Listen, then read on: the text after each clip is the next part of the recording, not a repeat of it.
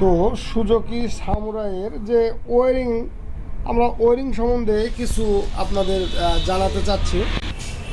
তো Suzuki samurai মূলত TVS company প্রস্তুত করেছিলেন, যার কারণে ইলেকট্রিক ওয়ারিং কিন্তু টিভিএস বাইকের যেমন দেওয়া আছে ঠিক তেমনি কিন্তু এরও দেওয়া আছে।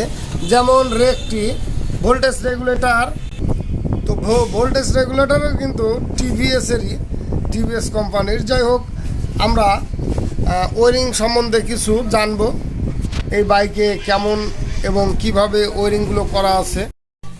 তো আমরা সুজুকি সামুরাইয়ের যে ওয়ারিং করছি, এটা কিন্তু টিভিএস মেট্রোর হুবহু যে ওয়ারিং আছে ঠিক এইভাবেই।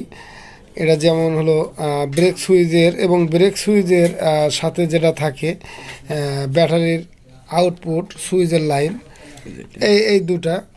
তো এটা কিন্তু হ্যান্ড ব্রেকের, আর পা ব্রেকের আমরা এখানে কাজ করে রাখছি, যদিও তারের কালার চেঞ্জ ঠিক একই থাকবে। এছাড়া ইন্ডিকেটারের লাইন,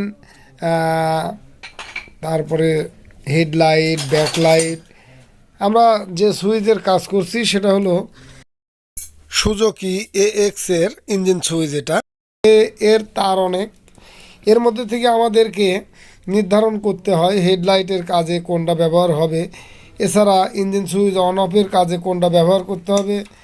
এগুলো কিন্তু অনেক সময় সাপেক্ষের বিষয়, দেখে কাজ করতে হবে। তো ওয়ারিংয়ের কাজ করতে গেলে যদি ওয়ারিংয়ের তারগুলো বুঝে কাজ করা যায়, তাহলে কিন্তু অতি সহজে কাজ করা যায় এগুলোর। যেহেতু এগুলো বোঝাতে অনেক সময়ের বিষয়, যার জন্য আমরা এইটুকু দেখালাম।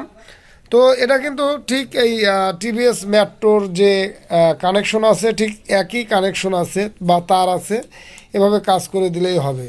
তো ধন্যবাদ সকলকে, ভালো থাকুন, সুস্থ থাকুন।